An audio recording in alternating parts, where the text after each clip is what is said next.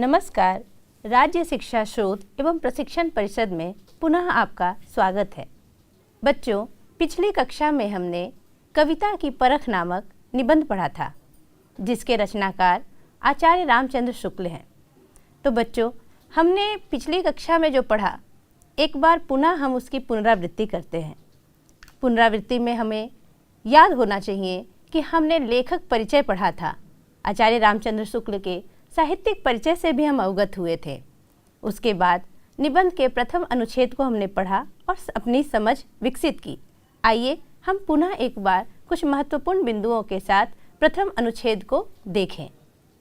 कविता का उद्देश्य। कविता के उद्देश्य के लिए रामचंद्र शुक्ल ने लिखा है कि कविता का जो महत्वपूर्ण उद्देश्य है वह होता है हृदय पर प्रभाव डालना। प्रेम, आनंद, हास्य, करुणा, आश्चर्य जैसे भावनाओं का संचार। कविता के अंतर्गत भावों पर विशेष रूप से आचार्य शुक्ल ने जोर दिया है। उनका मानना है कि कल्पना द्वारा कविता के भावों को हम समझ सकते हैं, अपने हृदय में उतार सकते हैं। कल्पना की परिभाषा भी उन्होंने गढ़ी है। उनका मानना है कि जिन मानसिक शक्तियों द्वारा वस्तु अथवा भावों का प्रत्यक्षीकरण हो अथवा अनुभूति हो, उसे कल्पना कहते हैं। आगे आचार्य शुक्ल ने कवि कर्म की भी चर्चा की है। कवि कर्म का उद्देश्य वह मानते हैं कि सौंदर्य की भावना उत्पन्न करना ही कवि कर्म है। मन को प्रफुल्लित एवं आह्लादित करना, यह भी कवि कर्म है। अर्थात कविता के उद्देश्यों में भावों का संचार, हृदय पर प्रभाव, कल्पना द्वारा अर्थ ग्रहण करना और कवि कर्म के द्वारा सौंदर्य भावना को उत्पन्न करना ही कविता का उद्देश्य है। उनका मानना है कि शब्दों द्वारा चित्र उपस्थित किया जाता है। गीतावली में चित्रकूट का प्रसंग तुलसीदास के द्वारा लिखा गया है, जिसका आचार्य शुक्ल ने उदाहरण दिया है। वह पंक्ति है, सोहत श्याम जलद मृदु धोरत धातु रंग मगे श्रृंगनी। अर्थात काले काले बादल पर्वत पर मीठे घोष कर रहे हैं। ऐसा प्रतीत हो रहा है मानो देवता और मुनि रूपी कमल सुशोभित हो रहे हैं। इन पंक्तियों को लिखने का आशय यह है बच्चों कि हम सौंदर्य भाव से परिचित हो सके। आचार्य शुक्ल ने सूरदास की भी एक पंक्तियों को उद्धृत किया है, जैसे जो सुख सुर नर मुनि अति दुर्लभ नंद भामिनी पावे। उनका मानना है कि जो सुख सुर मुनि आते को भी दुर्लभ है, उसे नंद की भामिनी यानी यशोदा पा रही हैं। ऐसी पंक्तियों को पढ़ने से, उद्धृत करने से पाठक के भीतर सौंदर्य भाव उत्पन्न होता है। चलिए अब हम अगले अनुच्छेद की तरफ चलें। द्वितीय अनुच्छेद की शुरुआत इस प्रकार की गई है। इसी प्रकार भय का भाव उत्पन्न करने के लिए कवि जो रूप सामने रखेगा वह बहुत ही विकराल होगा, जैसा कुंभकर्ण का रूप रामचरितमानस में है। राम के वन गमन पर अयोध्या की दशा का जो वर्णन रामायण में है, उससे किसका हृदय दुख और करुणा का अनुभव न करेगा। बच्चों, आचार्य शुक्ल कहते हैं कि भाव 9 प्रकार के हैं। हास्य, करुणा, प्रेम, भय। उन्होंने इसी माध्यम से कुंभकर्ण का एक जिक्र किया है रामचरितमानस के एक प्रसंग से, कि रामचरितमानस में जब कुंभकर्ण का चित्रण किया गया है तो यह बहुत ही विकराल है और वनगमन के समय अयोध्या की जो दशा है वह करुण है। उन्होंने इन 2 उदाहरणों से हमारे भीतर भावों को समझने की शक्ति प्रदान की है। आगे वे कहते हैं, अपने वर्णनों में कवि लोग उपमा आदि का भी सहारा लिया करते हैं। वे जिस वस्तु के वर्णन का प्रसंग होता है, उस वस्तु के समान कुछ और वस्तुओं का उल्लेख भी किया करते हैं, जैसे मुख को चंद्र या कमल के समान, नेत्रों को मीन, खंजन, कमल आदि के समान, प्रतापी या तेजस्वी को सूर्य के समान, कायर को श्रृगाल के समान, वीर और पराक्रमी को सिंह के समान प्रायः कहा करते हैं। कहने का अर्थ है बच्चों कि आचार्य शुक्ल उपमा अलंकार की चर्चा करते हैं। उनका मानना है कि उपमा, उप यानी नज़दीक, निकट की, और मा यानी मापना, तौलना, निकट की वस्तु से किसी के समानता करना, तुलना करना। उनका मानना है कि जब भी नेत्र की तुलना की जाएगी तो वह मीन से होगी यानी मछली, या खंजन से होगी, और कमल की पत्तियों से होगी, पंखुड़ियों से होगी। वे सही उपमा की बात करते हैं। चलिए आगे के अनुच्छेद को देखते हैं। ऐसा कहने में उनका वास्तविक लक्ष्य यही होता है कि जिस वस्तु का वे वर्णन कर रहे हैं उसकी सुंदरता, कोमलता, मधुरता या उग्रता, कठोरता, भीषणता, वीरता, कायर इत्यादि की भावना और तीव्र हो जाए। किसी के मुख की मधुर कांति की भावना उत्पन्न करने के लिए कवि उस मुख के साथ एक और अत्यंत मधुर कांति वाला दूसरा पदार्थ अर्थात चंद्रमा भी रख देता है। कहने का तात्पर्य यह है कि जिस भाव को उत्पन्न करना है उसके समान वस्तु की तुलना करनी चाहिए। यदि किसी के चेहरे की तुलना हम करते हैं तो वह चंद्रमा से कर सकते हैं, क्योंकि चंद्रमा का जो सौंदर्य है वह अद्वितीय है, अनुपम है। आगे वे कहते हैं कि सारांश यह है कि उपमा का उद्देश्य भावना को तीव्र करना ही होता है। बच्चों, यह पंक्ति अक्सर प्रश्न के रूप में हमारी परीक्षा में पूछी जाती है कि उपमा का उद्देश्य क्या है। तो इस पंक्ति का सीधा अर्थ यही निकलता है कि उपमा का उद्देश्य भावना को तीव्र करना होता है। यानी जब हम किसी की तुलना किसी से करते हैं और वह तुलना सटीक होती है तो वह तुलना उपमा कहलाती है। किसी वस्तु का बोध या परिज्ञान कराना उपमा का विषय नहीं है। बोध या परिज्ञान कराने के लिए भी एक वस्तु को दूसरी वस्तु के समान कह देते हैं। जैसे जिसने हारमोनियम बाजा न देखा हो उससे कहना, अजी वह संदूक के समान होता है, लेकिन यह सही उपमा नहीं है। इस प्रकार की समानता उपमा नहीं होती है। आचार्य शुक्ल आगे कहते हैं कि कोई उपमा कैसी है, इसके निर्णय के लिए पहले तो यह देखा जाता है कि कवि किस वस्तु का वास्तव में वर्णन कर रहा है। कहने का अर्थ यह है कि यदि हम किसी को उपमा दे रहे हैं, किसी वस्तु से उसकी उपमा दे रहे हैं, तो उस वस्तु का वास्तव में वर्णन किस प्रकार से किया जा रहा है, उस वर्णन द्वारा उस वस्तु के संबंध में कैसी भावना उत्पन्न की जानी चाहिए, यह भी शुक्ल का मानना है।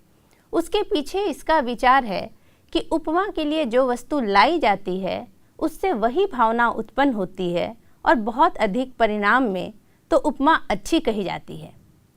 आचार्य शुक्ल यह बताना चाहते हैं कि यदि हम उपमा दे रहे हैं किसी वस्तु का किसी अनन्य वस्तु से, तो उपमा में समानता होनी चाहिए, गुण के आधार पर, धर्म के आधार पर, रंग रूप के आधार पर, न कि केवल इस आधार पर कि वह वस्तु उसके जैसा केवल देखने मात्र में है। इसीलिए हारमोनियम की तुलना आचार्य शुक्ल ने कही कि हारमोनियम जो है, अगर उसकी तुलना हम एक संदूक से करें तो वह उचित नहीं प्रतीत होता है, क्योंकि कोई संदूक में कोई आवाज़ नहीं होती, कहीं कोई तार नहीं होता, कोई सरगम नहीं होता। यदि हम हारमोनियम की तुलना करेंगे भी तो किसी अन्य समकक्ष बाजा से।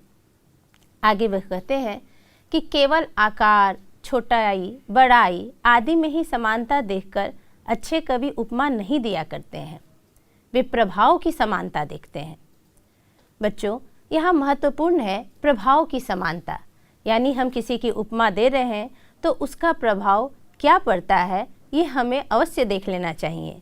जैसे यदि कोई आकार और बड़ाई को ही ध्यान रखकर आँख की उपमा बादाम या आम की फाँक से दे तो उसकी उपमा भद्दी ही होगी, क्योंकि उक्त वस्तु से सौंदर्य की भावना वैसी नहीं जगती। बच्चों, आचार्य शुक्ल बताना चाहते हैं कि यदि नेत्र की तुलना हम बादाम या आम की फाँक से करें तो दोनों के गुणों में अंतर है, सौंदर्य भाव वहाँ नहीं जागृत होता। इसलिए वे आगे कहते हैं कि कवि लोग आँख की उपमा के लिए कभी कमल लाते हैं जिससे रंग की मनोहरता हो, प्रफुल्लता हो, कोमलता हो। ऐसी भावनाएं एक साथ यदि उत्पन्न करनी हो तो वह कभी कभी मीन या खंजन का भी उपयोग करते हैं। मीन के लिए स्वच्छता और खंजन के लिए चंचलता उपमा सटीक प्रतीत होती है। आचार्य शुक्ल का मानना है कि यदि हम उपमा दें तो गुण, धर्म, उसके प्रभाव को हमेशा ध्यान में रखना चाहिए। उनका मानना है कि उठे हुए बादल के टुकड़े के ऊपर होते हुए पूर्ण चंद्रमा का दृश्य कितना रमणीय होता है। यदि हम ऐसी तुलनाएं दें तो वह साहित्यिक तुलना भी होगी और बिल्कुल सही तुलना होगी। यदि कोई उसे देख के कहे कि मानो ऊंट की पीठ पर घंटा रखा है तो यह उक्ति रमणीयता की भावना में कुछ योग न देगी। आचार्य शुक्ल का मानना है कि यदि हम चंद्रमा जब वह आधे ऊपर आता है पहाड़ों के बीच से तो वह जो दृश्य होता है उसकी तुलना हम ऊंट की पीठ की तरह नहीं कर सकते। थोड़ा बहुत कौतूहल भले ही उत्पन्न होती है ऐसी उक्तियों से, किंतु वास्तव में उनसे रमणीयता का बोध, सौंदर्य बोध नहीं होता। वह उपमा योग्य शब्द चयन नहीं है। आगे के अनुच्छेद से पहले उपमा को एक बार हम पुनः जान लें। उपमा उप जोर माँ से बना है। उप का अर्थ होता है निकट और माँ का अर्थ होता है मापना या तुलना करना। उपमान, उपमान जिस वस्तु से तुलना की जाती है, यानी कि हम तुलना करने के लिए दो शब्दों का चयन करते हैं। एक वह शब्द होता है जिसकी तुलना की जाती है और एक दूसरी वस्तु होती है जिससे तुलना की जाती है। एक की तुलना होती है और एक से तुलना की जाती है। उपमान की बात करें तो उपमान है जिस वस्तु से तुलना की जाए, जैसे चांद सा मुखड़ा, यानी कि चांद से तुलना की जा रही है, तो यहाँ चांद उपमान है। और एक वस्तु है जो उपमेय के अंतर्गत आएगा। उपमेय यानी जिसकी तुलना की जाती है, अर्थात मुखड़ा। यदि हम कहते हैं चांद सा मुखड़ा तो चांद उपमान है क्योंकि उससे तुलना की जा रही है, और उपमेय है मुखड़ा क्योंकि मुखड़ा की तुलना की जा रही है। ऐसे ही आचार्य शुक्ल ने निबंध के अनुच्छेद में कई शब्द दिए हैं, जैसे मुख के लिए चांद, नेत्र के लिए कमल, खंजन, मीन, और वीरता की सूचक वह सूर्य और सिंह के समान मानते हैं। उनका मानना है कि यदि वीरता की भावना हमारे भीतर जागृत करनी है तो उसके लिए सबसे सही उपमा दी जाएगी तो सूर्य की और सिंह की।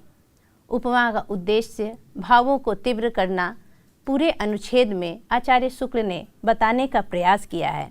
वह ये बताते हैं कि वस्तु का बोध कराना केवल उपमा नहीं है।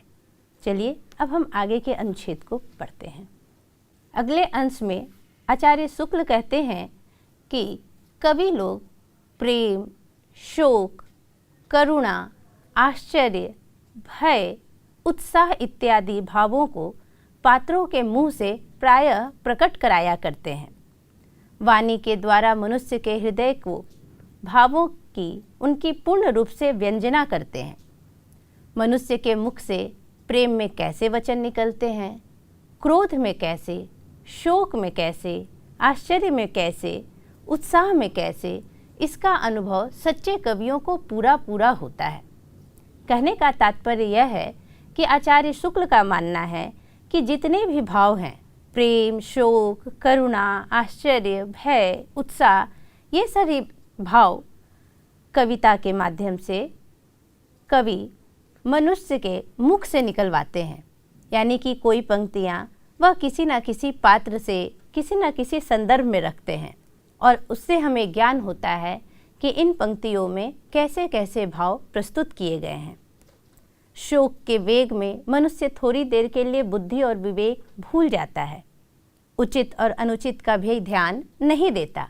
इसी बात को दृष्टि में रखकर तुलसीदास ने लक्ष्मण की शक्ति लगने पर राम के मुंह से कहलाया है कि जो जनतेउ बन बंधु बिछोहु, पिता वचन मनतेउ नहीं एहु।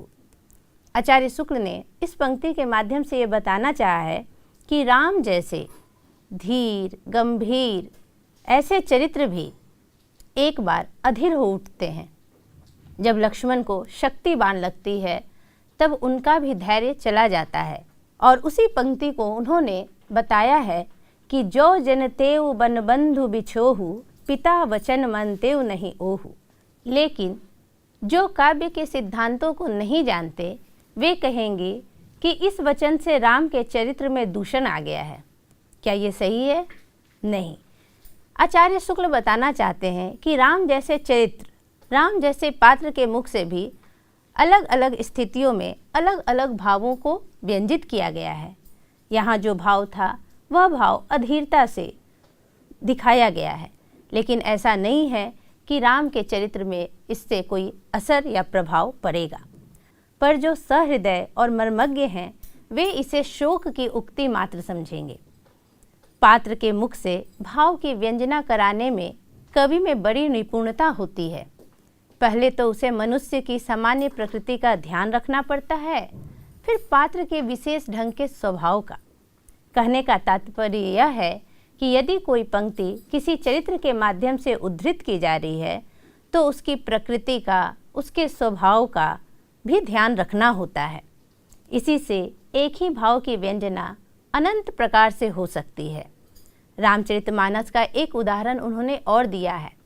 उनका मानना है कि आइए रामचरितमानस में देखिए कि राम जब कभी अपना क्रोध प्रकट करते हैं तब किस संयम और गंभीरता के साथ, और लक्ष्मण किस अधीरता और उग्रता के साथ। यानी कि राम का क्रोध उनकी पंक्तियों से ही पता चल जाता है कि यह राम का क्रोध है, और लक्ष्मण के क्रोध की पंक्तियों से पता चल जाता है कि यह लक्ष्मण का क्रोध है। यही बात उत्साह आदि भावों के संबंध में भी हमें समझनी चाहिए। आगे आचार्य शुक्ल कहते हैं कि जैसा भी भाव होगा पंक्तियाँ उसी के अनुरूप गढ़ी जाती हैं। आइए हम अस्थाई भाव के माध्यम से कुछ भावों को जानें। अस्थाई भाव के माध्यम से शब्दों को प्रकट करना ही उपमा है और कविता का उद्देश्य है हृदय पर प्रभाव डालना। जैसे प्रेम में संयोग और वियोग पक्ष होता है। संयोग पक्ष की अगर हम बात करें तो एक उक्ति यह कही जा सकती है कि धेनु दूहत अतिरति बाढ़ी, एक धार दोहिनी पहुँचावत, एक धार जहाँ प्यारी ठाढ़ी। कहने का अर्थ यह है कि इसमें प्रेम स्पष्ट रूप से छलकता है कि धेनु को दूहते वक्त कृष्ण का प्रेम अत्यधिक बढ़ जाता है। वह एक धार बाल्टी में और दूसरी धार अपनी प्रिया यानी राधा पर डालते हैं। इस उक्ति से ही प्रेम भाव हमें दिखता है। आगे वह वियोग पक्ष की भी बात करते हैं। यदि वियोग पक्ष का एक उदाहरण हम दें, जैसे निशिदिन बरसत नैन हमारे, सदा रहती पावस ऋतु हम पे, जबते श्याम सिधारे। इन पंक्तियों के माध्यम से ही हम समझ जाते हैं कि यह वियोग की पंक्तियां हैं। ऐसे ही आचार्य शुक्ल ने शोक की पंक्ति दे रखी है निबंध में। आश्चर्य है, भय है, उत्साह है, हास्य है, क्रोध है, ऐसी कई पंक्तियां हैं जिन्हें पढ़ने से ही उनके भाव स्पष्ट हो जाते हैं। एक पंक्ति अगर हम हास्य के रूप में लें तो कवि चोंच की यह पंक्ति बहुत ही प्रसिद्ध है। कवि चोंच की पंक्तियों को आइए हम जान लें। मानुस हों तो वही कवि चोंच, बसों सिटी लंदन के ही द्वारे, जो पशु हों तो बनो बुलडॉग, फिरों नितकार में पूछ निकारे। यह शोक की पंक्ति नहीं है। इस पंक्ति को पढ़ने से स्पष्ट हो जाता है कि यह हास्य की पंक्ति है। कवि चोंच कहते हैं कि यदि मनुष्य हो तो वह सिटी लंदन में ही जाकर बसे, और यदि पशु हो तो वह बुलडॉग ही बने, ताकि वह कार में पूंछ निकाल कर घूम सके। यह पंक्तियाँ ही हमारे भीतर भाव स्पष्ट कर देती हैं। आगे देखते हैं। तो बच्चों, कुछ पंक्तियाँ और भी हैं जो आपको स्क्रीन पर दिख रही होंगी।